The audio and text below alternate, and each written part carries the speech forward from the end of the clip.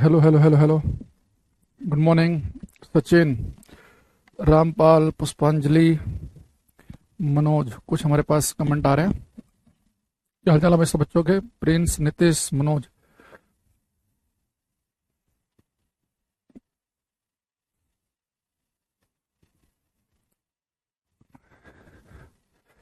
अगर आप सबकी क्लास स्टार्ट हो गई है तो एक बार बताओ मुझे, क्वालिटी कैसी है, ऑडियो वीडियो, अगर सब कुछ सही चल रहा है तो।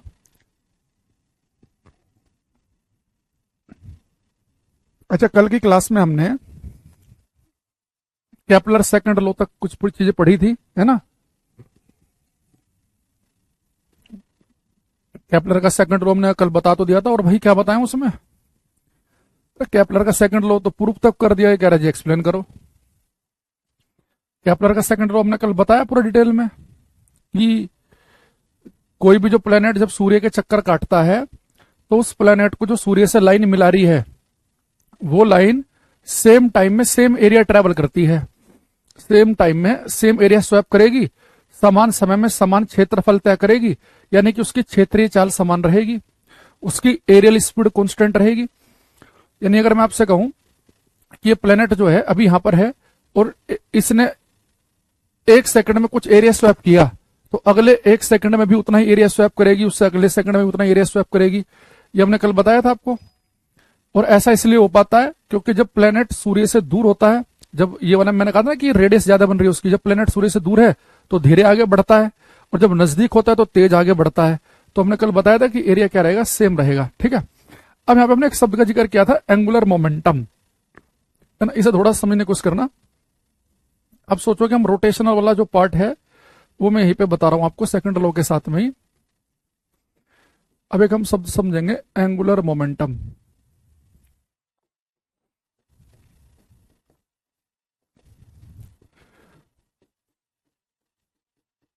कोणीय संवेग, इसे लिख रहा हूं मैं एल से। ठीक है। इसके लिए एल भी सिंबल यूज करते हैं, जे भी करते हैं। मैं यहां पे एल लिख रहा हूं एंगुलर मोमेंटम के लिए। यहां बड़े ध्यान समझना।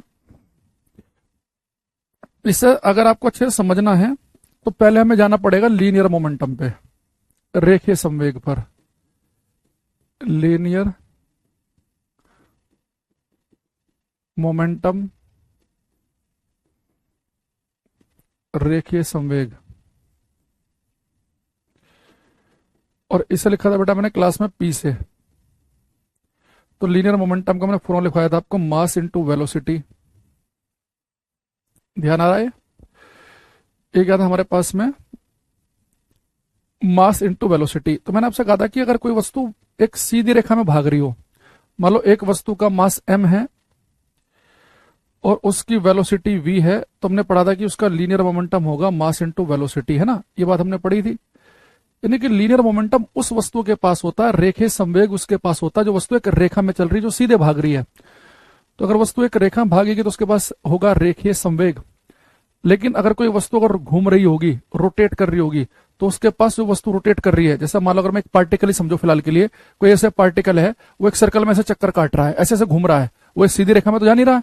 तो जो वस्तु घूम रही होती है उसके पास लीनियर ना होकर उसके पास में होता है एंगुलर मोमेंटम, कोणीय संवेग।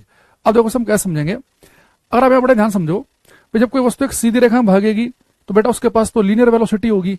लेकिन अगर मैं जब एंगुलर मोमेंटम निकालूं, अभी यहां पर m की जगह क्या आएगा मुझे नहीं पता, लेकिन मुझे इतना पता है कि यहाँ v की जगह एंगुलर वेलोसिटी आएगी, कोणीय वेग। भाई ओमेगा क्या है यहाँ पे, ये हमारे पास में है एंगुलर वेलोसिटी, कोणीय वेग। भाई अगर कोई वस्तु सीधी रेखा में चल रही हो तो लीनियर वेलोसिटी होती है, और कोई वस्तु अगर घूम रही हो तो उसके पास में होता है कोणीय वेग, एंगुलर वेलोसिटी। अगर आप यहां पे समझें इसे, मान लो कि आपका कोई पार्टिकल है, सर्कल है, सेंटर, ठीक। तो इससे सेंटर से पास होने वाला मैंने एक लाइन, एक अंदर को मान लो कि एक मैंने एक तार घुसा दिया यहाँ पे, ये एक्सिस हो गया। इस एक्सिस के अबाउट एक पार्टिकल ऐसे घूम रहा है।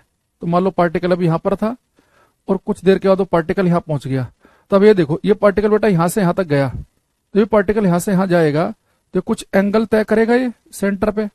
तो ये जितना एंगल चलेगा इसे हम बोलेंगे एंगुलर डिस्प्लेसमेंट। भाई एक चीज बताओ, जब आपको लीनियर वेलोसिटी पढ़ाई गई थी, लीनियर वेलोसिटी रेखीय वेग पढ़ाया गया था, वी लीनियर वेलोसिटी। तो वेलोसिटी क्या पढ़ाई थी आपको मैंने? डिस्प्लेसमेंट अपॉन टाइम पढ़ाया था। भाई वेलोसिटी का फॉर्मूला ये तो था। वेग क्या था? विस्थापन बटे समय। तो रेखीय वेग होता है विस्थापन बटे समय, और जो कोणीय वेग होता है, जो एंगुलर वेलोसिटी है, ये होता है कोणीय विस्थापन। यानी कि आपने कितना, आपका जो विस्थापन हुआ, यानी कितना एंगल आपने चलाई बेटा, कोणीय विस्थापन होगा। तो डेल्टा थीटा यहाँ पे है कोणीय विस्थापन बटे समय। ठीक, तो यहां पर जो एंगुलर वेलोसिटी होती है वो होता है angular displacement upon time. Angular displacement upon time. तो एंगुलर वेलोसिटी में कोणीय वेग में कौन से वाला विस्थापन होगा? एंगुलर डिस्प्लेसमेंट, इसमें होगा हमारा कोणीय विस्थापन। तो आप सोचो, मान लो कि आपकी आंख यहां पे रखी है, आप यहां पे देख रहे हैं इस पार्टिकल को, आप अपनी मुंडी ऐसे घुमाओगे, पार्टिकल यहां था ऐसे, यानी आप कुछ एंगल पे घूम रहा है ना। तो अब यहां पे अगर आपकी आंख रखी हो, आप देखोगे पार्टिकल यहां था, ये घूम के यहां से यहां चला गया, तो कितना एंगल बनाया? कितना एंगल बना बेटा यहाँ पे? ये बना डेल्टा थीटा। तो जो डेल्टा थीटा है ये एंगुलर डिस्प्लेसमेंट होता है, कोणीय विस्थापन होता है। तो अगर आप एक लीनियर वेलोसिटी निकाल रहे हैं, रेखीय वेग निकाल रहे हैं, तो हमने पढ़ा था विस्थापन बटे समय होगा, डिस्प्लेसमेंट अपॉन टाइम होगा। तो एंगुलर वेलोसिटी में होगा एंगुलर डिस्प्लेसमेंट, यानी जब वो पार्टिकल घूम रहा होगा तो कितना एंगल वो सेंटर पे चलेगा, तो कोणीय विस्थापन बटे समय। तो एंगुलर वेलोसिटी में होता है एंगुलर डिस्प्लेसमेंट। ठीक, अभी जो बेटा हमारे पास में ये एंगुलर वेलोसिटी हो या एंगुलर जो डिस्प्लेसमेंट है, और आपने बड़ा थोड़ा ध्यान समझें, इनकी जो डायरेक्शन होती है ना, वो राइट हैंड थंब रूल से आती है।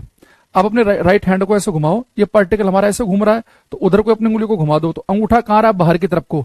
यानी कि जो एंगुलर डिस्प्लेसमेंट या एंगुलर वेलोसिटी, इन दोनों की डायरेक्शन क्या है बेटा? वो इन बाहर की तरफ है, आउटवर्ड, बाहर की तरफ।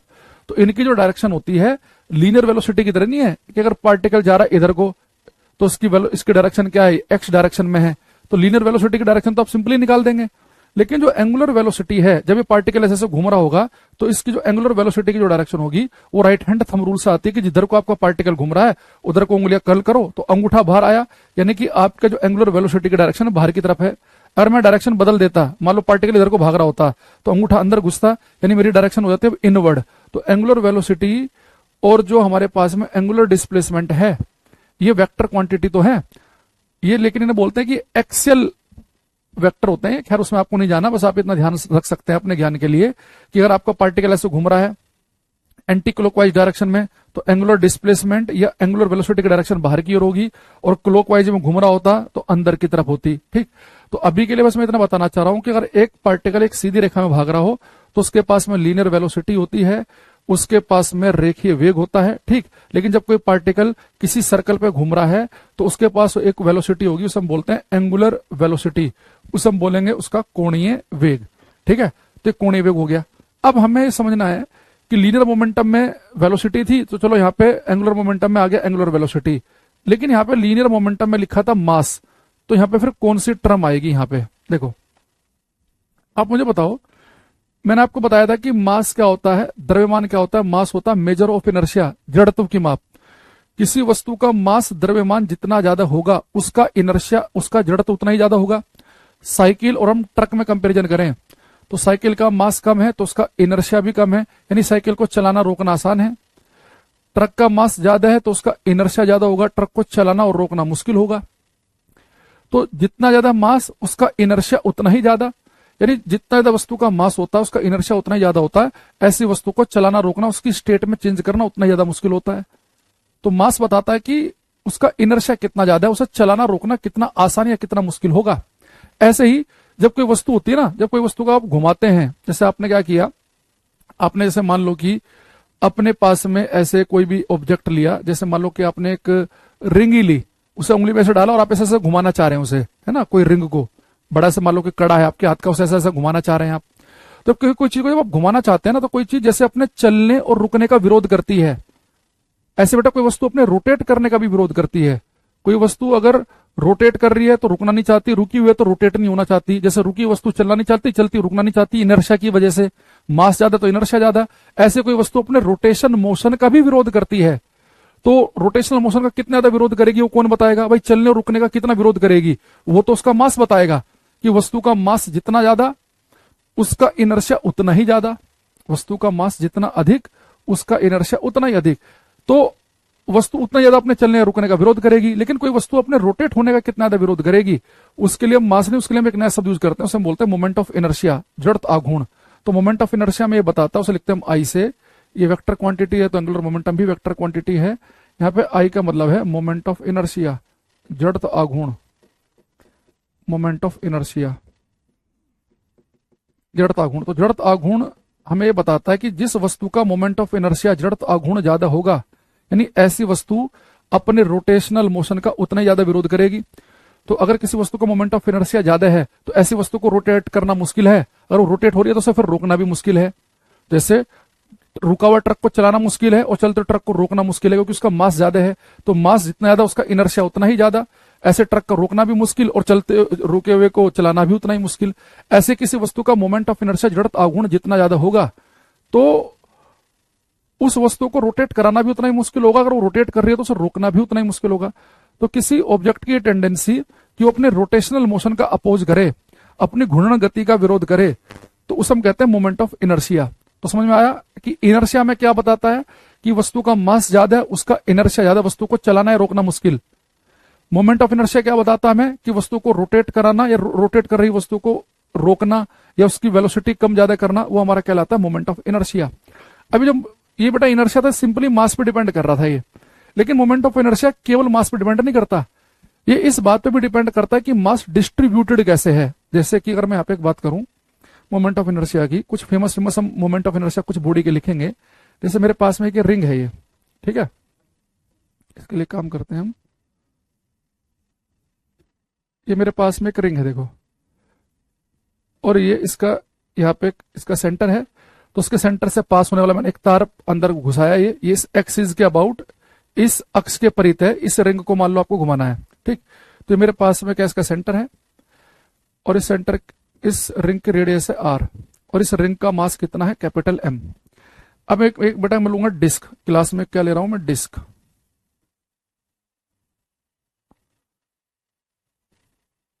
ये मेरे पास में एक डिस्क है,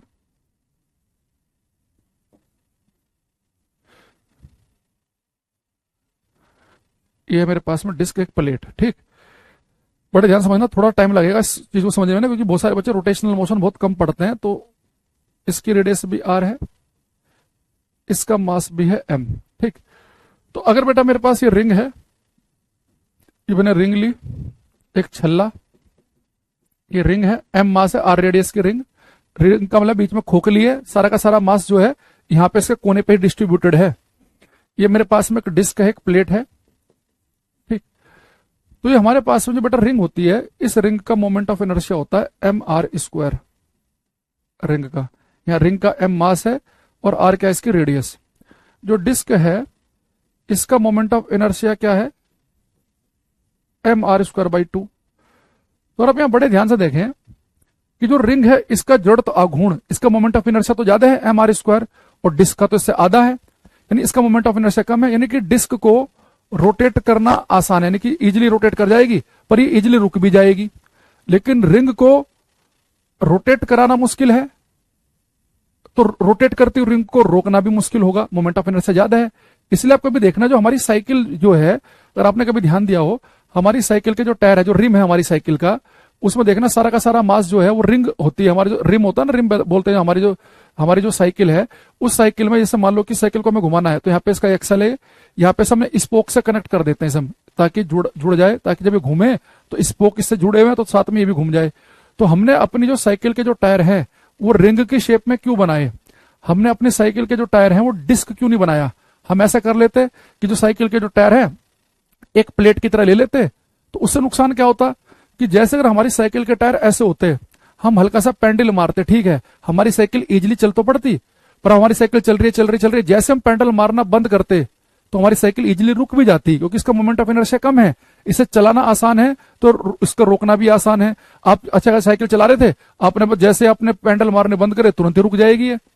लेकिन ये हमारे पास जो रिंग है, रिंग का मोमेंट ऑफ इनर्शिया ज्यादा है, तो आपने शुरू में थोड़ी मेहनत भली लगी आपकी, आपने 2-4 थोड़ा सा ताकत से लगा के साइकिल चलाई, थोड़ा तेजी से आपने 2-4-5-10 पेंडल मारे, आपकी साइकिल चल रही है।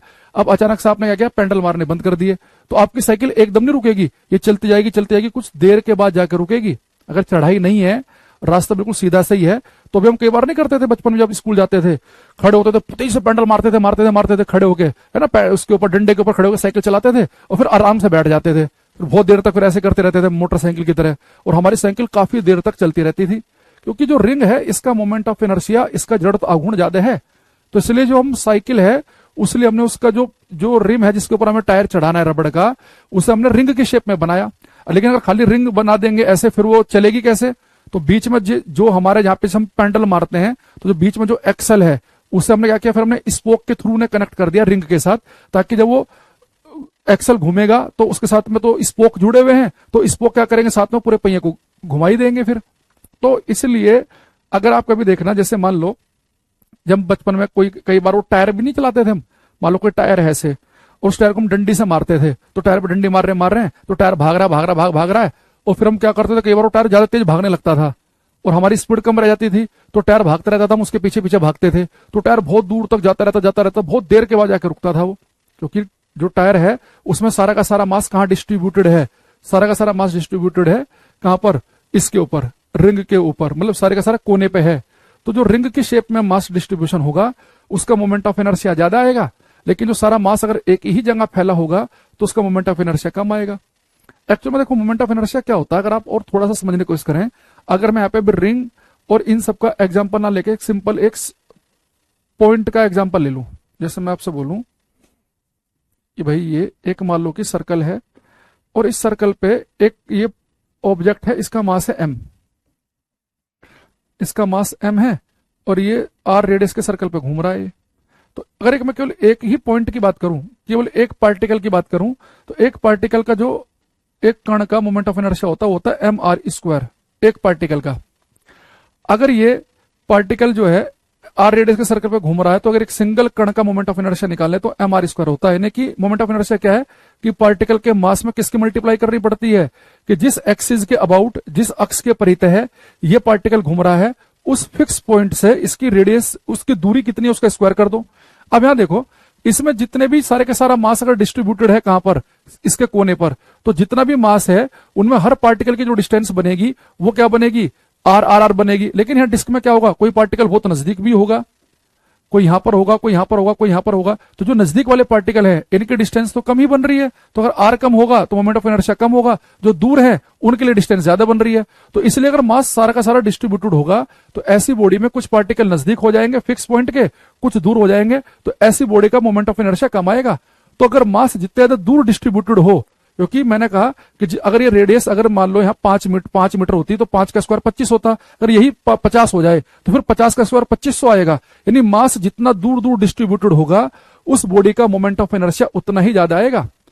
तो इसलिए जो मोमेंट ऑफ इनर्शिया है वो रिंग का ज्यादा आ रहा है और डिस्क का कम आ रहा है। आपको इनका डायरेक्ट याद रखना है, मैं तो केवल आपको समझाने के लिए बता रहा हूं कि अगर आपसे कोई पूछ ले कि जो साइकिल के जो टायर है हमने रिंग की शेप में क्यों बनाए, तो आप बोलेंगे इसकी वजह यह कि इसका मोमेंट ऑफ इनर्शिया ज्यादा है, इसका जड़त्व आघूर्ण ज्यादा है। यानी ऐसी बॉडी अपने रोटेशनल मोशन का में चेंज का ज्यादा विरोध करेगी, ऐसी बॉडी को रोटेट कराना भी मुश्किल होगा, और फिर अगर रोटेट कर गई तो उसे रोकना भी मुश्किल होगा। तो रोटेशन भी मुश्किल और रोकना भी मुश्किल। तो इसलिए हम चाह रहे हैं कि जब हम पेंडल मारते मारते अगर रुक जाए हमारे पैर, अब ऐसा ना हो कि आप साइकिल चला रहे अब अचानक से कुछ जरा से आपको पैंट वैंट इधर उधर को हो गई, आपने हल्का से पेंडल मारना बंद किया, तुरंत आपकी साइकिल रुक गई, तो पीछे से आगे एक्सीडेंट भी हो सकता है। भाई हम चाहेंगे ना हमारी अगर साइकिल चल रही हो तो जब हम उसे रोकना चाहें खुद से ही ब्रेक लगाए तभी रुके, ये ना हो कि चल रही हो चलते हो अचानक से हमने एक बार बस पेंडल मारने बंद कर दिया तुरंत रुक गई। तो मूवमेंट ऑफ इनर्शिया ज्यादा होने के फायदे हैं, तो इसलिए हम ऐसा कर रहे हैं। अरे बस में अगर आप कभी उसका भी देखना है, गाड़ी वाड़ी के जो टायर देखोगे ना, वो उसके जो जिसके ऊपर वो टायर चढ़ाते हैं जो स्टील से का होता है भारी सा, तो उसमें सारा का सारा जो भारी जो मास है वो सारा का सारा यहाँ पे डिस्ट्रीब्यूटेड होगा, और बीच से वहां पे पतली सी परत होती है ताकि मोमेंट ऑफ इनर्शिया टायर का क्या बने, ज्यादा। ठीक ऐसे ही ये बेटा मोमेंट ऑफ इनर्शिया किसका है, डिस्क का है। यहां पे मैंने डिस्क लिख लिया, ये जड़ता गुण है एक डिस्क का। ये मोमेंट ऑफ इनर्शिया किसका है, एक रिंग का। दो चार के जिस इसके इंपोर्टेंट है मैं आपको बता रहा हूं। यही बेटा सेम मोमेंट ऑफ इनर्शिया एक सॉलिड सिलेंडर का, सॉलिड सिलेंडर। और एक सॉलिड सिलेंडर हो, आपको देखो सॉलिड सिलेंडर कैसे बनेगा,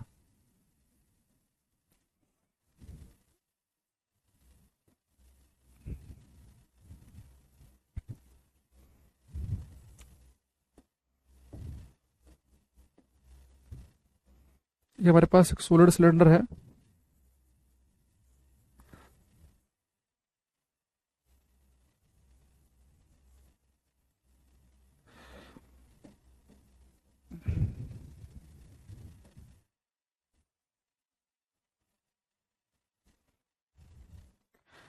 अब मुझे एक चीज बताओ आप, भाई अगर मेरे पास में से बेटा एक प्लेट है, अब अपने घर में जूम करना, अब अपने घर में एक बिल्कुल प्लेट जिसमें आप रोटी करके खाते हो, प्लेट ली, उसके बगल में एक प्लेट और जोड़ दी, एक प्लेट और जोड़ दी, एक प्लेट और जोड़ दी, एक और जोड़ दी, प्लेट लगातार लगातार इतनी सारी प्लेट ले लो, तो जो शेप बनेगी वो एक सॉलिड सिलेंडर की बनेगी, नहीं बनेगी?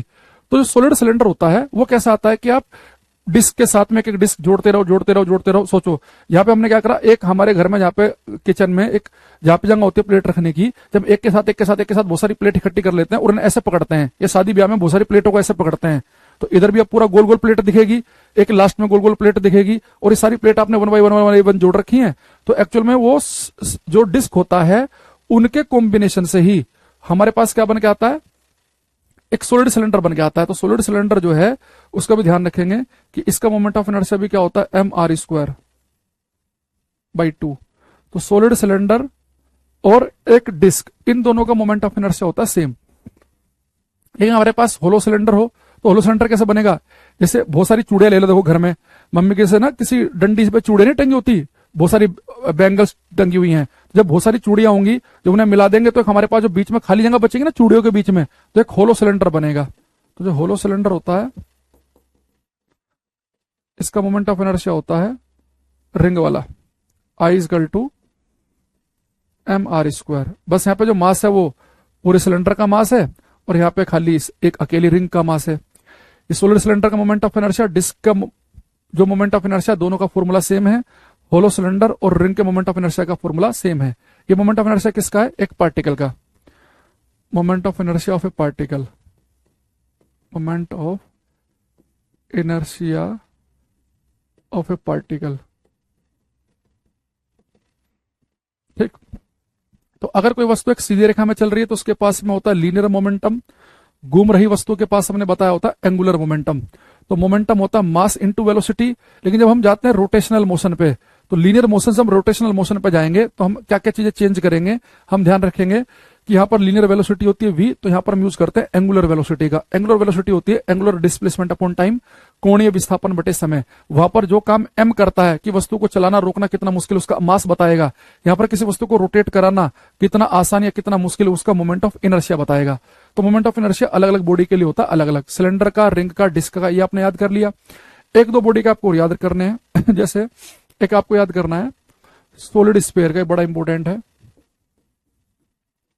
सॉलिड स्फीयर, ठोस गोला, ठोस गोले का जो मोमेंट ऑफ इनर्शिया होता है, अब समझ रहे हो, एक पूरा ठोस गोला ले लिया आपने, इसका जो मोमेंट ऑफ इनर्शिया होगा वो होता है 2/5 एम आर स्क्वायर।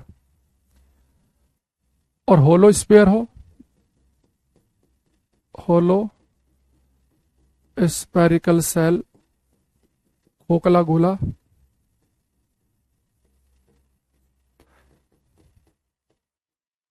इसका होता है 2/3 एम आर स्क्वायर। ये मोमेंट ऑफ इनर्शिया कई बार ना अच्छे पेपर में डायरेक्ट पूछ लेता है कि एक ठोस गोले का मोमेंट ऑफ इनर्शिया कितना है, एक खोखले गोले का मोमेंट ऑफ इनर्शिया कितना है, सिलेंडर का कितना है, रिंग का कितना है, डिस्क का कितना है ना। एक आप एक थिन रोड का और लिख लेंगे, एक थिन रोड, पतली छड़,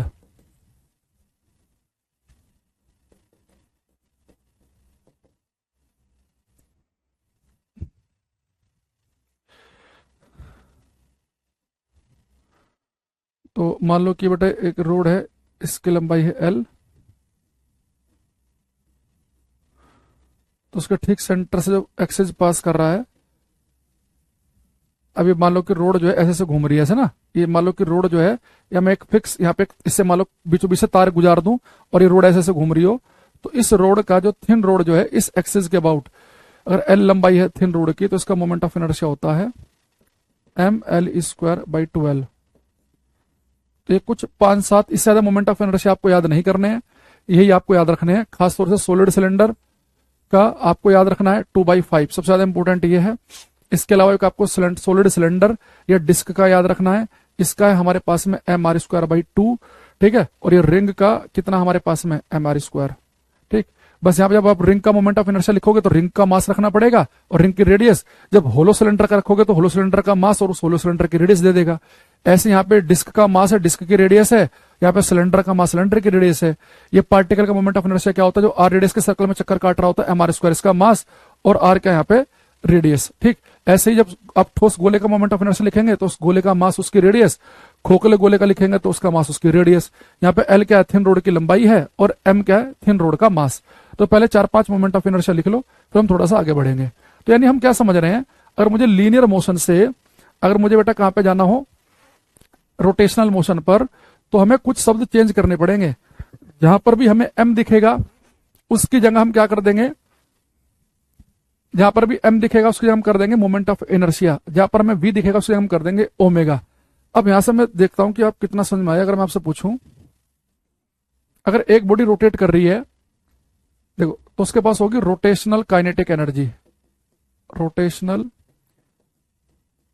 काइनेटिक एनर्जी,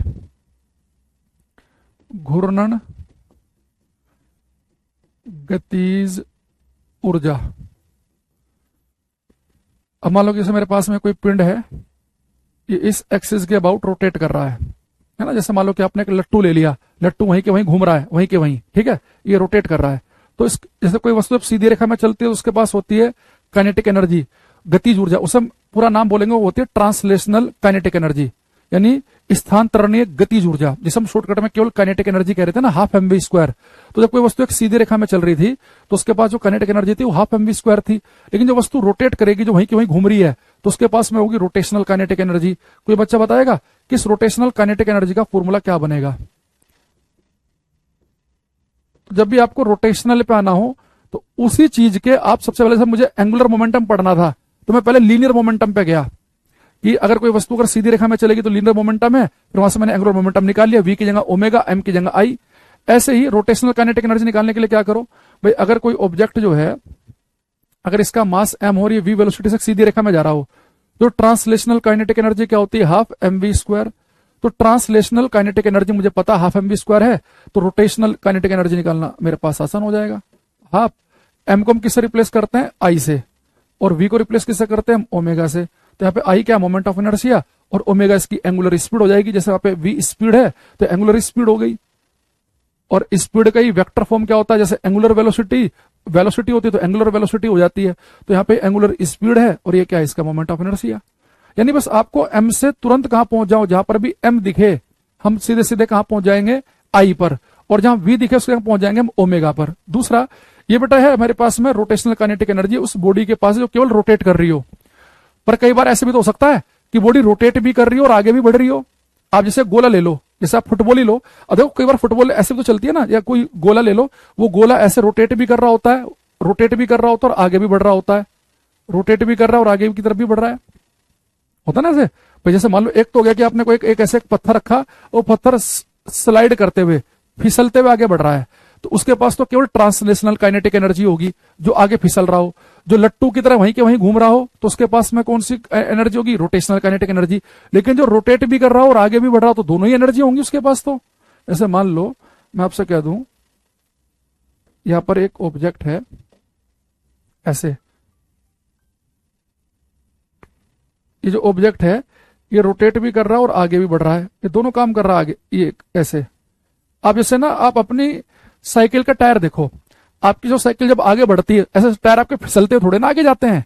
आपकी साइकिल जो है उसके वो ऐसे रोटेट भी कर रही है, जो बीच में जो एक्सल लगा हुआ है जहां पे जिससे स्पोक कनेक्ट है, तो उस एक्सिस के अबाउट आपकी साइकिल के टायर रोटेट भी कर रहे होते हैं और आगे भी बढ़ रहे होते हैं। यानी आपकी जब साइकिल आगे की तरफ बढ़ रही होगी तो वो एक काम कर रही है, एक तो अगर इसका यहाँ पे इसके पास एक लीनियर वेलोसिटी तो है भाई, पहले आपका ये टायर का सेंटर यहाँ पे था, यहाँ पहुंच गया, यहाँ पहुंच गया, यहाँ पहुंच गया, यहाँ पहुंच गया, यानी इसके पास लीनियर वेलोसिटी भी है, और ये घूम भी रहा है तो उसके पास में एंगुलर वेलोसिटी भी है। तो यानी इसके पास तो दोनों ही एनर्जी होंगी। तो ये जरूरी नहीं है कि कोई ऑब्जेक्ट के पास केवल ट्रांसलेशनल काइनेटिक एनर्जी हो या केवल रोटेशनल काइनेटिक एनर्जी हो। अगर वहीं के वहीं लट्टू की तरह कोई चीज घूमेगी तो केवल उसके पास रोटेशनल काइनेटिक एनर्जी होगी। कोई वस्तु केवल स्लाइड करेगी, फिसलेगी, तो केवल ट्रांसलेशनल ही होगी। लेकिन जो वस्तु साइकिल के टायर या गाड़ी के टायर या मोटरसाइकिल के टायर की तरह रोटेट भी कर रही होगी और आगे भी बढ़ रही होगी तो दोनों एनर्जी होंगी। तो उसके पास आ जाएंगे दोनों एनर्जी। तो यहाँ पे जो टोटल काइनेटिक एनर्जी बनेगी, टोटल काइनेटिक एनर्जी वो ट्रांसलेशनल प्लस रोटेशनल दोनों आएगी। तो ट्रांसलेशनल क्या है, हाफ एम वी स्क्वायर, और ये कौन सी है, हाफ आई ओमेगा स्क्वायर। ठीक, अब यहां पे देखो जो भी बॉडी रोटेट करते हुए आगे जा रही है उसी का मोमेंट ऑफ इनर्शिया रखेंगे। अगर सॉलिड स्फीयर ठोस गोला आगे बढ़ रहा है तो आई की जगह 2/5 mr स्क्वायर कर देंगे, खोखला गोला होगा तो 2/3 mr स्क्वायर कर देंगे, सिलेंडर होगा तो mr स्क्वायर, ठोस सिलेंडर होगा तो mr स्क्वायर बाई 2 कर देंगे। तो मोमेंट ऑफ इनर्शिया में ध्यान रखना पड़ेगा कौन सी बॉडी रोटेट कर रही है, उसी का तो मोमेंट ऑफ इनर्शिया आएगा। अच्छा, दूसरा, इस लीनियर स्पीड में और इस एंगुलर स्पीड में एक रिलेशन भी याद रखेंगे आप, ये v और ओमेगा में एक रिलेशन होता है, v equal to r omega, ये याद रखेंगे। अगर आपको ये बात समझ में आई है तो मैं अब आपसे कुछ क्वेश्चन यहाँ पूछना चाहूंगा। तो मुझे एक चीज बताओ कि क्या आप थोड़ा थोड़ा सा आप इस बात में बढ़ रहे हैं क्या, भाई ये चीज बिल्कुल अलग है, यहाँ पे कोई पत्थर रखा है, धक्का मारा और फिसल के आगे जा रहा है, ये बिल्कुल अलग कॉन्सेप्ट हो गया। एक चीज वहीं की वहीं रोटेट कर रही है, तो कोई वस्तु जब रोटेट करेगी ऐसे तो उसके पास जो वेलोसिटी होगी वो एंगुलर वेलोसिटी होगी। जब वस्तु रोटेट करेगी तो उसमें क्या देखेंगे, अभी यहां पर थी, अब इसने यहां से यहां बढ़ गई, तो कितना एंगल इसने, जितना बड़ा एंगल वो सेंटर पे चलेगी, तो यानी कि उसका एंगुलर डिस्प्लेसमेंट जितना ज्यादा होगा तो एंगुलर वेलोसिटी भी ज्यादा होगी। तो रोटेट कर रही वस्तु के पास होती है एंगुलर वेलोसिटी जो कि एंगुलर डिस्प्लेसमेंट अपॉन टाइम के बराबर है, कोणीय विस्थापन बटे समय के बराबर है। कोई वस्तु स्लाइड कर रही है तो half M V square kinetic energy, rotate कर रही है तो हाफ आई ओमेगा स्क्वायर, जो दोनों ही काम कर रही है उसके पास दोनों एनर्जी का सम होगा। अच्छा, कोई वस्तु के पास अगर लीनियर मोमेंटम होगा तो मास इनटू वेलोसिटी, अगर सीधी रेखा में चल रही होगी, जो वस्तु घूम रही होगी उसके पास में होगा एंगुलर मोमेंटम। और ये मोमेंट ऑफ इनर्शिया जो है उस बॉडी के पास ज्यादा होगा जिसका मास दूर दूर डिस्ट्रीब्यूटेड हो। जैसे रिंग का मोमेंट ऑफ इनर्शिया ज्यादा आया लेकिन डिस्क का कम आया, ठोस गोले का मोमेंट ऑफ इनर्शिया 2/5 कम आया, होलो का 2/3 ज्यादा आया, है ना। तो आप ये समझ रहे हैं। तो अभी हम 2-3 क्वेश्चन देखते हैं। यहाँ पे अभी हमने बच्चों को कराए थे क्लास में, एक दिन मैंने यूट्यूब पर वो क्वेश्चन मैं ले लेता हूँ, किसमें है ये,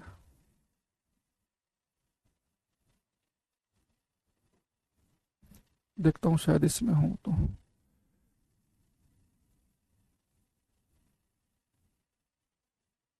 जैसे पहला ही क्वेश्चन देखो कितना आसान आया। ये कह रहा है कि the expression I omega square by 2 represent rotational. तो ये कह रहा है कि 1/2 आई ओमेगा स्क्वायर ये किसे रिप्रेजेंट करता है। तो एक लिख रहा है ये रोटेशनल काइनेटिक एनर्जी को, ये रोटेशनल एंगुलर मोमेंटम को, ये बोल रहा है कि टॉर्क को, पावर को। तो अभी आपको बता मैंने हाफ आई ओमेगा स्क्वायर।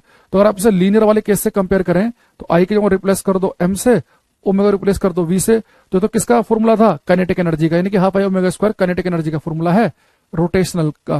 तो ए आंसर बन जाएगा इसका आंसर, है ना। तो आप इजीली कर सकते हैं इस चीज को। अब थोड़ा सा हम धीरे धीरे मैं इसमें अच्छे अच्छे क्वेश्चन की तरफ आऊंगा। तो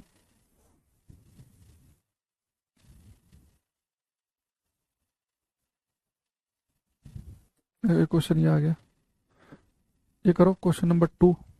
क्वेश्चन का नंबर भी लिखना साथ में, है ना।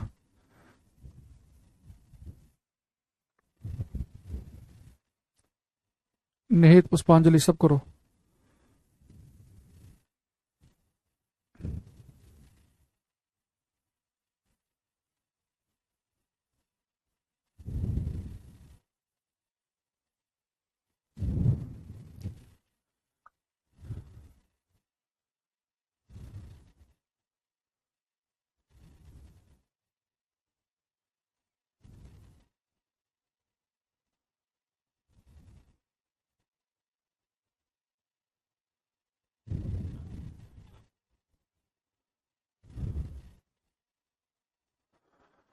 नमस्ते भांसो भाई। क्वेश्चन नंबर 2 लिखा है, a thin disc and a thin ring both have mass m and radius r, both rotate about axis through their centre of mass and are perpendicular to their surface at the same angular velocity, which of the following is true.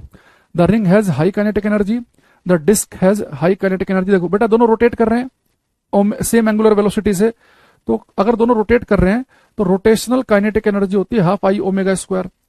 अब ये हमारे से कह रहा है कि एक जो थिन रिंग है और थिन डिस्क है, दोनों की एंगुलर वेलोसिटी सेम है, दोनों की बेटा एंगुलर वेलोसिटी तो सेम है। ये हाफ क्या है, न्यूमेरिकल वैल्यू, ये भी सेम है। तो काइनेटिक एनर्जी ज्यादा उसकी होगी जिसका मोमेंट ऑफ इनर्शिया ज्यादा होगा। अभी मैंने आपको बताया था कि थिन डिस्क और थिन रिंग में मोमेंट ऑफ इनर्शिया ज्यादा किसका होता है, रिंग का। एम आर स्क्वायर है, डिस्क का होता है M R square by two. तो रिंग का अगर मोमेंट ऑफ इनर्शिया ज्यादा है तो उसकी रोटेशनल काइनेटिक एनर्जी भी क्या होगी, ज्यादा होगी। तो उसका ए ऑप्शन बनेगा। भाई आप एक बात समझो कि जो काइनेटिक एनर्जी है, कोई वस्तु जब रोटेट करती है, कोई वस्तु अगर घूर्णन गति करती है, तो रोटेट कर रही वस्तु के पास होती है रोटेशनल काइनेटिक एनर्जी। तो दोनों कह रहा है कि दोनों की दोनों सेम एंगुलर वेलोसिटी है, दोनों की एंगुलर वेलोसिटी ओमेगा सेम है। तो मोमेंट ऑफ इनर्शिया जिसका ज्यादा है, आपको पता है रिंग का है एम आर स्क्वायर, डिस्क का M R square by two. तो जिसका ज्यादा होगा आई, उसका काइनेटिक एनर्जी भी ज्यादा होगी। तो उसका आंसर बनेगा A option.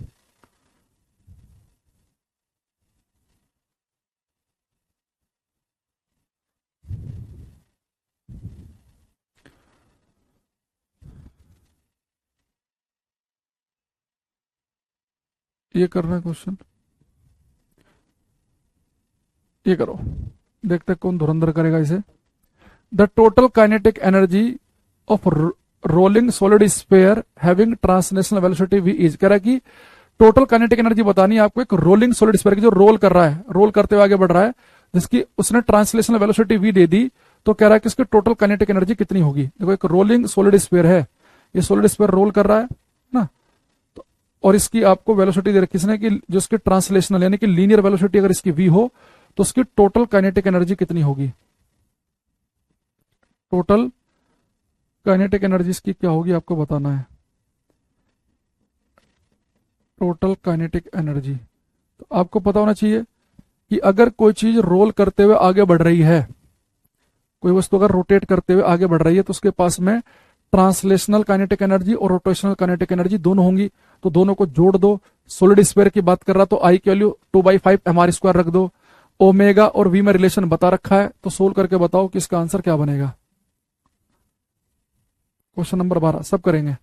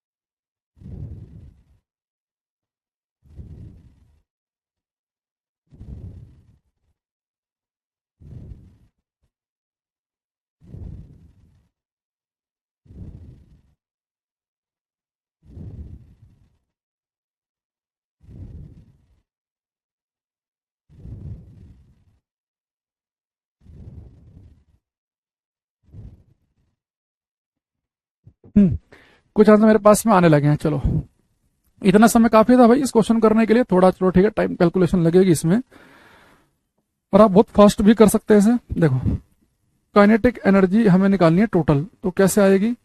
Translational kinetic energy plus rotational. तो मैंने अभी थोड़ी देर पहले बताया था कि ट्रांसलेशनल होती है हाफ एम वी स्क्वायर और रोटेशनल होती है हाफ आई ओमेगा स्क्वायर। अब जो हमारा रोल कर रहा है वो कौन कर रहा है,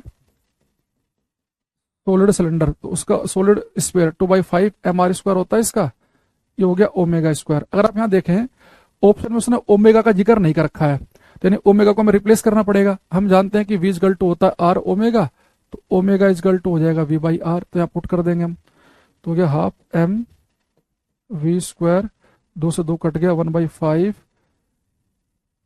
m आर स्क्वायर, ओमेगा की जगह क्या आ जाएगा, V square upon R square.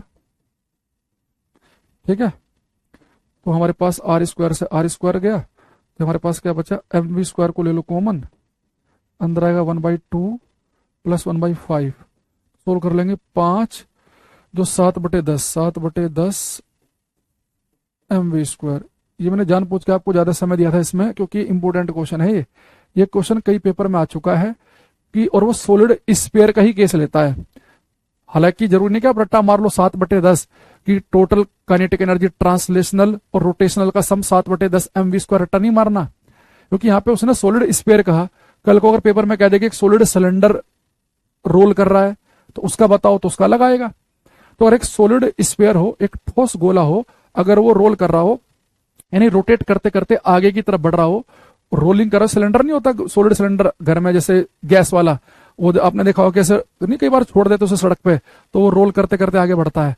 तो अगर ऐसा कोई हमारे पास सॉलिड स्फीयर है, उसकी जब मैं टोटल एनर्जी निकालूंगा ट्रांसलेशनल प्लस रोटेशनल, तो टोटल जो एनर्जी आएगी उसकी वो आएगी 7/10 एम वी स्क्वायर।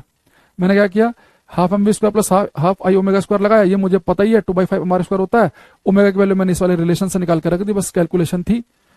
अब ये बात चलो ठीक है, अगर आपने पहली बार में नहीं किया है तो इस बार कर दो, एक मौका आपको और मिल रहा है। ये क्या कह रहा है, से ए सॉलिड स्फीयर है, फिर से ठोस गोला, is in rolling motion, roll कर रहा नहीं कि रोटेट करते हुए आगे बढ़ रहा है। In rolling motion a body possesses translational kinetic energy K T as well as rotational kinetic energy K R. खुद कह रहा है कि जब कोई बॉडी रोल करती है तो उसके पास ट्रांसलेशनल काइनेटिक एनर्जी होती है, वो आगे भी बढ़ रही होती है बॉडी, और रोटेट करते हुए आगे बढ़ रही है तो उसके पास रोटेशनल काइनेटिक एनर्जी भी होगी। तो कह रहा है कि आपको ट्रांसलेशनल काइनेटिक एनर्जी का और ट्रांसलेशनल प्लस रोटेशनल, इन दोनों का काइनेटिक, ट्रांसलेशनल काइनेटिक एनर्जी और translational plus rotational kinetic energy का रेशियो निकालना है, ये निकालना।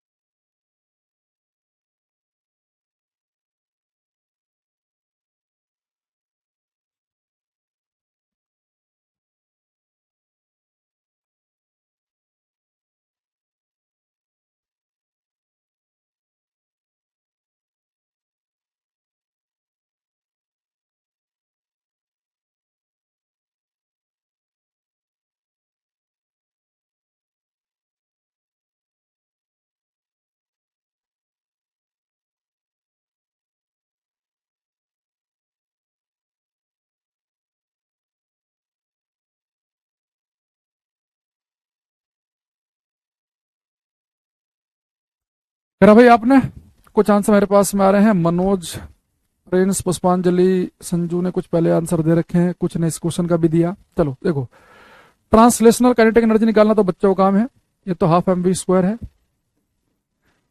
और ये नीचे वाली क्या है बेटा, translational half M V square, और ये रोटेशनल क्या, हाफ आई ओमेगा स्क्वायर। मुझे एक चीज बताओ, ये जो नीचे वाली है ना half M V square plus half I omega square, ये तो भी आपने पीछे से याद की है, ये टोटल जो आपने निकाली ना, ये translational plus kinetic half M V square plus half I omega square, जब सब सोल्व कर लेना झुका तो ऐसे ही, तो 7/10 एम वी स्क्वायर आ जाएगी। तो नीचे वाला तो हमें पता ही है क्या आएगा, 7/10 एम वी स्क्वायर, और ऊपर वाली क्या है, हाफ एम वी स्क्वायर है, हाफ इससे ये कट गया, 10 जाएगा ऊपर, 7 दूनी 14 नीचे, 2 पंजे 10, 2 सत्ते 14, यानी क्या आएगा 5:7। तो 5:7 यानी कि बी करेक्ट आंसर आएगा। ये नहीं कि पिछले ऑप्शन से चिपका दो ए ऑप्शन कहीं। मनोज ने ठीक किया ये, फिर बाकी बच्चे आप ट्राई क्यों नहीं कर रहे हो? और आपको क्या अलग बताना पड़ेगा इसमें, क्या ऐसा मैंने रॉकेट साइंस बता दिया आपको? गुड मॉर्निंग करने वाले को तो लाइन लग जाती है, मेरा नाम नहीं ले रहे हो, मेरा नाम ले दो, मेरे पिताजी साथ में देख रहे हैं उनका नाम भी ले दो। क्वेश्चन एक पूछ लो तो तुम सबको सांप सूंघ जाता है। क्यों? वजह यह है कि हाथ में पेन ही नहीं है।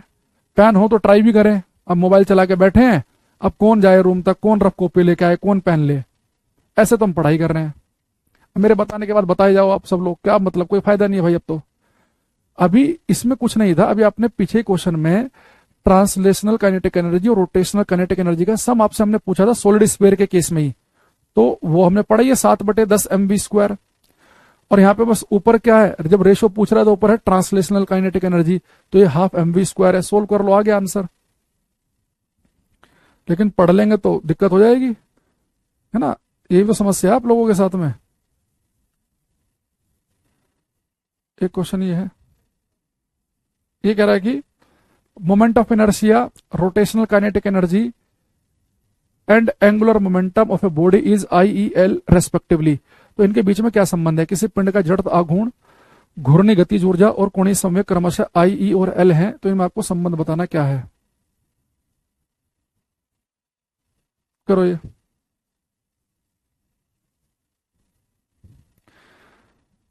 मनीष भाई के देखो गुड मॉर्निंग हो रही है, 12:03 पे ना, पौन घंटे क्लास हो गए चलते हुए।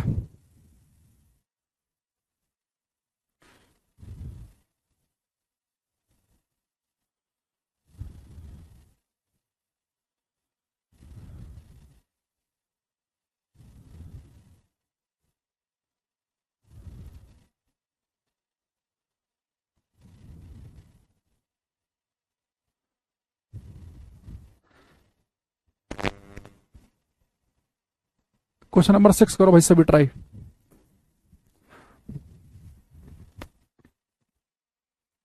एक बार ना अरेंज करना थोड़ा सा रह जाता है ना चीजें, तो आप क्या करो, मोमेंट ऑफ एनर्जी और rotational kinetic energy angular momentum में रिलेशन पूछ रहा है।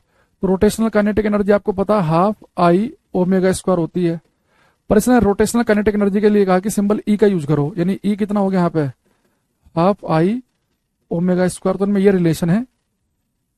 लेकिन जैसे हमने ऑप्शन की तरफ देखा, तो ऑप्शन में हमें ओमेगा तो दिख ही नहीं रहा है, हमें आई दिख रहा है। ठीक है, बढ़िया। एल भी दिख रहा है। एल क्या है? Angular momentum. एंगुलर मोमेंटम का मैंने फॉर्मूला बताया था, L = I⍵ होता है। तो अगर मैं यहां से ओमेगा की वैल्यू निकालूंगा तो L/I आ जाएगा। यहां पुट कर दो, E = ½ I⍵² की जगह आ जाएगा L² / I²। तो आई से आई कट गया, तो E = आ जाएगा 1/2 L²/I। तो L² आ जाएगा 2EI। तो L की वैल्यू आ जाएगी √2EI।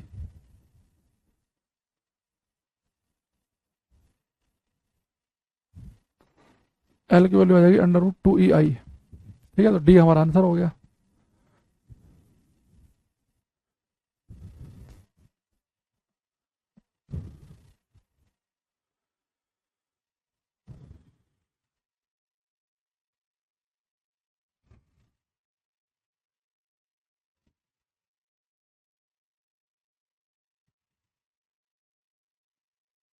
एक ये वाला और क्वेश्चन कर दो, करना बेटा try.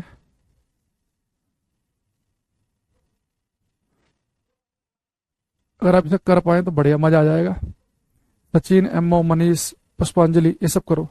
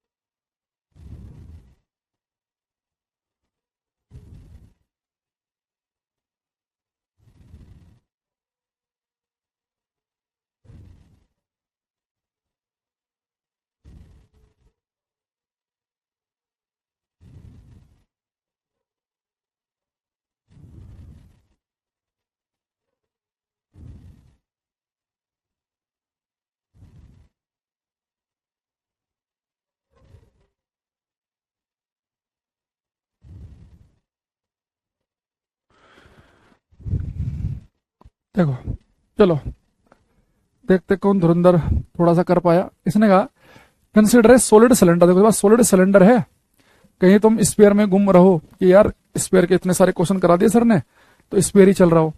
Consider a solid cylinder of mass m radius r rolling down an inclined plane without slipping. ये रोल करते हुए नीचे आ रहा है from a height h, the speed of it centre of mass when the cylinder reaches the bottom is. यहां देखना, ये हमारे पास में एक इंक्लाइंड प्लेन है, ठीक है। तो इस इंक्लाइंड प्लेन के टॉप पर यहां पर एक सॉलिड सिलेंडर रखा हुआ है, और ये इस पर रोल करते करते नीचे की तरफ आ रहा है, रोल करते हुए, है ना, ऐसे। तो कह रहा है कि जैसे यहां पे पहुंचेगा तो उसकी कितनी वेलोसिटी से नीचे गिरेगा, ये आपसे पूछ रहा है, और कितनी हाइट पे है, ये h हाइट पे। तो आप सभी को पता है कि जब ये सिलेंडर जो है, सॉलिड सिलेंडर, जब यहाँ टॉप पर रखा था जमीन से h हाइट ऊपर, तो इसके पास में पोटेंशियल एनर्जी, स्थितिज ऊर्जा होगी। जब कोई चीज जमीन से कुछ हाइट ऊपर होती है, पोटेंशियल एनर्जी होती है। जब ये रोल करते करते नीचे की तरफ आएगा तो जमीन पे आती है तो इसकी पोटेंशियल एनर्जी तो जीरो हो जाएगी। तो सारी एनर्जी कहां चली गई, वो काइनेटिक एनर्जी में बदल गई। जब भागते हुए नीचे की तरफ आ रहा तो उसकी स्पीड बढ़ रही है ना, तो यानी कि जितनी भी इसकी पोटेंशियल एनर्जी, स्थितिज ऊर्जा कम हुई है, वो सारी की सारी काइनेटिक एनर्जी में बदल गई होगी। हम पढ़ते हैं ना कि ना तो एनर्जी क्रिएट कर सकते हैं ना ही डिस्ट्रॉय। अगर एक एनर्जी कम हो रही है तो दूसरी बढ़ गई होगी, यानी जितनी भी इसकी पोटेंशियल एनर्जी होगी वो सारी की सारी पोटेंशियल एनर्जी जो है वो काइनेटिक एनर्जी में बदल चुकी है। तो पोटेंशियल एनर्जी कितनी है, जब इतनी हाइट ऊपर था, ये mgh, सिलेंडर का मास m ही दे रखा है, ये h हाइट ऊपर है। जब ये रोल करते हुए नीचे आएगा तो उसके पास होंगी दो काइनेटिक एनर्जी, एक होगी ट्रांसलेशनल और एक कौन सी होगी, रोटेशनल। अब सोल्व कर लो इसे। अब जो हमारे से कह रहा है ये क्वेश्चन में, मैं यहां पे सोल्व कर रहा हूं आपके लिए, mgh equal to half mv square half. Cylinder है, सिलेंडर का मोमेंट ऑफ इनर्शिया मैंने आज ही लिखवाया आपको, mr स्क्वायर बाई 2 होता है, ये है ओमेगा स्क्वायर। तो हर जगह m कट जाएगा, कॉमन लेंगे तो, है ना। तो ये gh इजगल टू हो गया half v square 1/4 R square. Omega की जगह आ जाएगा v equal to R, omega से ओमेगा की जगह आ जाएगा v बाई आर, तो हो जाएगा v square upon R square. R square से आर स्क्वायर कट गया, तो इसे सोल्व कर लो इधर। तो जी एच किसके बराबर आ गया, half v square plus 1/4 v square के। तो v स्क्वायर ले लो कॉमन, 1/2 प्लस 1/4, सोल्व करेंगे 6/8, 6/8 यानी कि 3/4 v स्क्वायर जी एच। तो v की वैल्यू आ जाएगी √4/3 जी एच।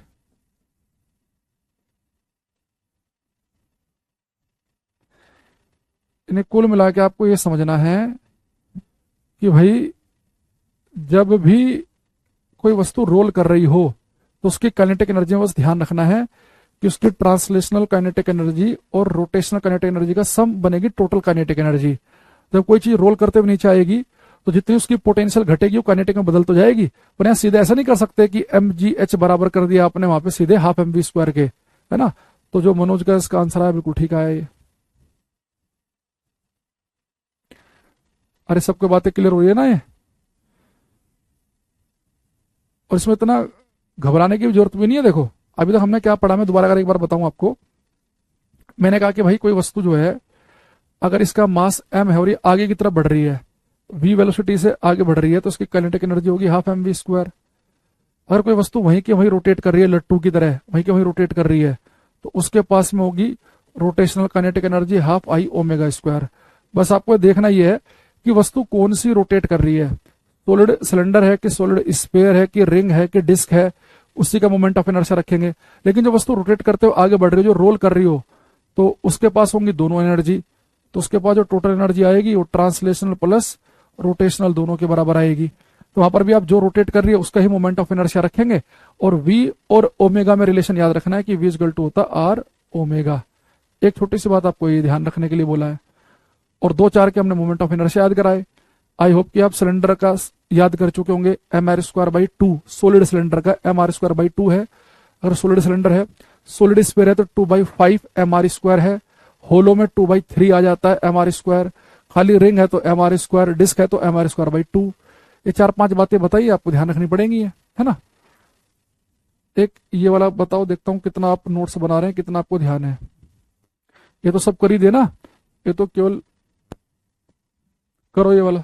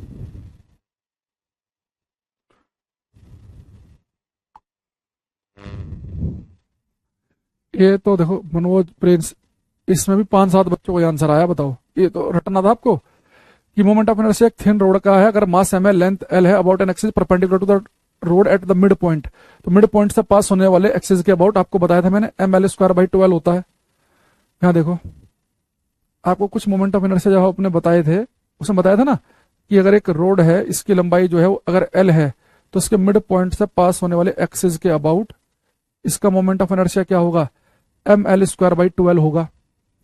बीच में हमने कई जगह सॉलिड स्फीयर का यूज किया है, तो जहां भी हमने सॉलिड स्फीयर का यूज किया है तो वहां पे हमने 2/5 mr² ही रखा। अभी हमने क्वेश्चन लिया था सॉलिड सिलेंडर का, वहां mr²/2 ही रखा। एक हमने रिंग और डिस्क में कंपेयर किया था कि रिंग का मोमेंट ऑफ इनर्शिया ज्यादा है, तो अगर ये दोनों सेम ही एंगुलर वेलोसिटी से घूम रही होंगी तो वहां पे हमने कुछ बातें बताई थी आपको कि रिंग का मोमेंट ऑफ इनर्शिया ज्यादा है तो उसकी रोटेशनल काइनेटिक एनर्जी ज्यादा होगी। ये देखो प्रिंस, निहित, एमओ, निहित, संजू, इस क्वेश्चन का आंसर भी गिने चुने बच्चों ने दिया, जो बिल्कुल याद ही करना था, है ना। अरे कुछ हल्का हल्का हल्का हल्का सा थोड़ा थोड़ा सा माहौल बन रहा है कि नहीं बन रहा है? मैं बहुत आराम आराम से बता रहा हूँ, क्योंकि जनरली हम ना ये जो linear kinetic energy, ½ mv², mgh और वेलोसिटी डिस्प्लेसमेंट अपॉन टाइम, ये ज्यादा हम रोजमर्रा में ज्यादा भी सुनते भी हैं और साइंस पढ़ते हुए भी हम ज्यादा यूज करते हैं, लेकिन रोटेशनल वाले पे जाते हुए थोड़ा सा हम अनकंफर्टेबल फील करते हैं, क्योंकि उसका हम उतना जिक्र नहीं करते, क्योंकि 10th तक आपने साइंस पढ़ी है, तो 10th तक की साइंस में रोटेशनल मोशन नहीं है, इसका हम ज्यादा जिक्र करते हैं 11th क्लास में, इसलिए बच्चा कई बार कंफर्टेबल फील नहीं कर पाता। इसलिए बहुत आराम से बता रहा था मैं, इसलिए आपके बिल्टू रोटेट कर रहा है, घूम रहा है, तो घूम वहीं के वहीं है, तो आगे तो बढ़ ही नहीं रहा है, लेकिन वहीं के वहीं रोटेट कर रहा है, तो भी उसके पास एक एनर्जी है, वो क्या है, रोटेशनल काइनेटिक एनर्जी। फिर हमने क्या बोला कि जैसे कोई वस्तु जैसे बिल्कुल सेम, जैसे चलने और रुकने का विरोध करे तो मास, मास क्या, इनर्शिया, ऐसे घूमने का या घूमते और रुकने का विरोध करे तो मोमेंट ऑफ इनर्शिया, है ना। कोई बॉडी की टेंडेंसी होती है, तो वो हमने बोला कि उसे हम आई से लिखेंगे। अब दिक्कत क्या है कि मोमेंट ऑफ इनर्शिया में, जो मोमेंट ऑफ इनर्शिया हर एक बॉडी का अलग अलग है, कि मोमेंट ऑफ इनर्शिया इस बात पर डिपेंड करता है कि मास डिस्ट्रीब्यूटेड कैसे है।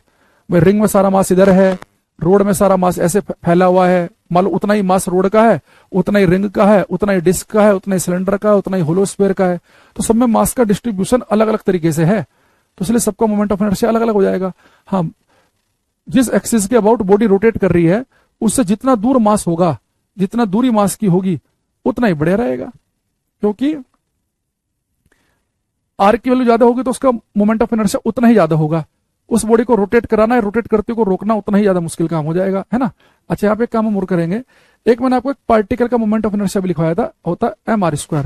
तो बेटा अगर कोई पार्टिकल रोटेट कर रहा हो v वेलोसिटी से, ये v वेलोसिटी से, ठीक, तो इसका जो एंगुलर मोमेंटम होता है, एंगुलर मोमेंटम, अगर कोई पार्टिकल v वेलोसिटी से घूम रहा हो r रेडियस के सर्कल में, अगर ये पार्टिकल एक सीधी रेखा में ही चल रहा होता, सीधी रेखा में ही, तो उसके पास तो केवल लीनियर मोमेंटम ही होता, लेकिन ये तो r रेडियस के सर्कल में घूम रहा है, तो उसके पास होगा एंगुलर मोमेंटम। तो जो किसी पार्टिकल का अगर आप एंगुलर मोमेंटम निकालें तो आप एक फॉर्मूला लगा सकते हैं एंगुलर मोमेंटम का, r vector cross p vector. अब देखो, अब जिस डायरेक्शन में वेलोसिटी है, तो लीनियर मोमेंटम क्या होता है, मास इनटू वेलोसिटी। तो जिस डायरेक्शन में वेलोसिटी उसी डायरेक्शन में क्या होगा, ये लीनियर मोमेंटम की डायरेक्शन भी वही होगी। ये हमारा मान लो कि आगे की तरफ बढ़ा लो, ये हमारा आर वेक्टर की डायरेक्शन होगी। ठीक है, तो अभी देखो यहाँ पे जो हमारा ये वी और जो रेडियस है आपस में होते हैं परपेंडिकुलर। तो मैंने आपको बताया था कि जब ए वेक्टर क्रॉस बी वेक्टर खोलते हैं तो ए बी साइन थीटा बनता है ना, ए बी साइन थीटा बनेगा। अब यहाँ पे एक बात समझो कि ये आर और पी तो 90 डिग्री के एंगल पे हैं, तो मैं इसे खोलूंगा तो बनेगा आर पी साइन थीटा, और साइन थीटा की वैल्यू है 90, तो साइन 90 होता है 1, तो क्या बन जाएगा आर पी, और पी की वैल्यू होती है एम वी। यानी कि अगर मैं इसे खोल के लिखूंगा तो एक पार्टिकल का जो मोमेंट ऑफ इनर्शिया आएगा वो आएगा एम वी आर। तो किसी पार्टिकल का मोमेंट ऑफ इनर्शिया अगर वो आर रेडियस के सर्कल पर चक्कर लगा रहा है तो एम वी आर हो जाता है। यानी कि मैंने इसलिए लिखा है आपको, अगर पार्टिकल सीधी रेखा में चल रहा है, कण की बात करूं, पार्टिकल सीधी रेखा में चल रहा है तो moment of inertia M V, लेकिन एक कण अगर आर रेडियस के सर्कल पर चक्कर काट रहा है तो उसका मोमेंट ऑफ इनर्शिया हो जाता है M V R. M V R बन जाएगा उसका मोमेंट ऑफ इनर्शिया। या इसी चीज को अगर आप एंगुलर स्पीड की फॉर्म में लिखना चाहो तो v इक्वल टू होता है आर ओमेगा। तो अगर v की जगह मैं आर ओमेगा पुट करूंगा तो हो जाएगा यहाँ पे M R omega, R square omega. तो ये भी आप ध्यान रख सकते हैं। ठीक है, तो एम आर स्क्वायर ओमेगा, तो दोनों चीज कर सकते हैं आप। ठीक, तो एक लीनियर मोमेंटम का कई बार ये फॉर्मूला भी आ जाता है कि R vector cross P vector, ये किसका फॉर्मूला है। तो आर यहाँ पे रेडियस वेक्टर है, रेडियस को आगे की तरफ बढ़ाओ तो रेडियस की डायरेक्शन ही बनेगी, और मोमेंटम क्या है, वेलोसिटी की डायरेक्शन होगा, जिधर वेलोसिटी उधर ही मोमेंटम। तो R vector cross P vector यानी कि आर पी साइन थीटा, ये किसका फॉर्मूला बन गया, एक लीनियर मोमेंटम का एक फॉर्मूला ये भी आ गया हमारे पास। एक तो बेसिक फॉर्मूला है आई ओमेगा, लेकिन जो पार्टिकल चक्कर काट रहा है एक आर रेडियस के सर्कल पे, उसका मोमेंट ऑफ इनर्शिया आप एम वी आर या एम आर स्क्वायर ओमेगा दोनों याद कर सकते हैं। ठीक, अच्छा अब कल की क्लास खोल लो एक बार आप, मैं आपके सामने कल की क्लास निकालता हूं। कल 16 जनवरी थी ना। अगर हम कल की क्लास में एक चीज देखें, जब मैं आपको ये केपलर का सेकंड लॉ पढ़ा रहा था, तो केपलर का जो सेकंड लॉ आया था वो आया था हमारे पास में D A by D T equal to 1 by R square omega, है ना। तो D A by D T equal to 1 by R square omega आया था, ये 1 बाई 2 आर स्क्वायर ओमेगा। यानी कि जो प्लेनेट सूर्य के चक्कर काट रहा था, ये मान लो सन है यहाँ पे, और ये प्लेनेट चक्कर काट रहा है सूर्य के, ये ग्रह सूर्य के चक्कर काट रहा है। ये प्लेनेट अभी यहाँ था, घूम के यहाँ पहुंच गया, अब यहाँ पहुंच गया, अब यहाँ, ये प्लेनेट सूर्य के चक्कर काट रहा है। तो बेटा जब प्लेनेट जब सूर्य के चक्कर काट रहा होगा तो प्लेनेट सूर्य से तो बहुत दूर है, सूर्य यहाँ, धरती 15 करोड़ किलोमीटर दूर है सूर्य से। तो मैं धरती जब घूम रही है, कोई प्लेनेट सूर्य के चक्कर काट रहा था, आप उसे कण एक पार्टिकल मान सकते हैं। और हमें पता है कि किसी पार्टिकल का मोमेंट ऑफ इनर्शिया क्या होता है, अभी हमने पढ़ा एम आर स्क्वायर ओमेगा। तो मैं इस आर स्क्वायर ओमेगा की जगह अगर यहाँ पे पुट कर दूं एल बाई एम, यहाँ पे एल बाई एम पुट कर दो, तो D A by D T क्या हो जाएगा हमारे पास में 1 बाई 2 आर स्क्वायर ओमेगा आ जाएगा एल बाई एम। तो एल की वैल्यू कितनी आ जाएगी, 2m D A by D T. अब याद करो भाई, जो प्लेनेट सूर्य के चक्कर काट रहा है उसका मास तो कांस्टेंट है। हमने कल पढ़ा कि उसकी areal velocity D by D T भी क्या रहती है, कांस्टेंट रहती है, दो न्यूमेरिकल वैल्यू है। यानी उसका एंगुलर मोमेंटम क्या है, कांस्टेंट। यानी कि जो प्लेनेट सूर्य के चारों तरफ चक्कर काट रहे होते हैं उनका एंगुलर मोमेंटम कांस्टेंट रहता है। और इसलिए मैंने कल आपको लिखवाया था कि जो केपलर का सेकंड लॉ है वो एंगुलर मोमेंटम कंजर्वेशन का एक एग्जाम्पल है, उसके ऊपर बेस्ड है। तो केपलर का सेकंड लॉ से यही पता चलता है कि जो प्लेनेट सूर्य के चारों तरफ चक्कर काट रहे हैं, इनका एंगुलर मोमेंटम, इनका कोणीय संवेग, घूमते समय जो इनका कोणीय संवेग है वो कांस्टेंट रहेगा, इनका एंगुलर मोमेंटम चेंज नहीं होता।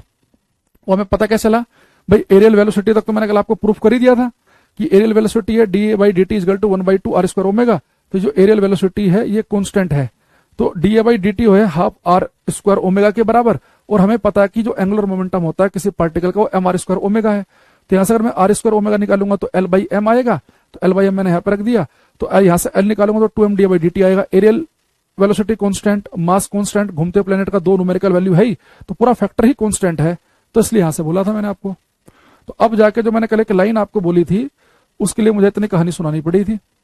तो बाकी मैं कल आऊंगा क्लास में एक बार जब, तो फिर दोबारा से एक बार हल्का सा रिवीजन कर लेंगे, ताकि एक बार आप पहले से पढ़ लेना। फिर उसके बाद मैं एक टॉर्क बताऊंगा, बल आघूर्ण, और फिर एंगुलर मोमेंटम कंजर्वेशन पे हम दोबारा जाएंगे, और फिर 3-4 क्वेश्चन हम आज वाली पीडीएफ के और करेंगे, फिर जाके हम केपलर के थर्ड लॉ पे पहुंचेंगे। ठीक है, तो केपलर सेकंड लॉ के साथ में रोटेशनल वाले मोशन को भी हम कवर करते हुए चलेंगे। ठीक है, तो आज के लिए इतना ही रखते हैं। अगर किसी बच्चे कोई डाउट है तो पूछ सकता है वो।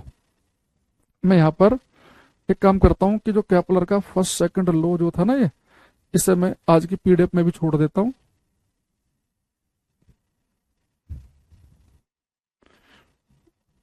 यहां तक कुछ पूछना है तो बताओ एक बार, तब तक आपके लिए पीडीएफ हम सेव कर लेते हैं।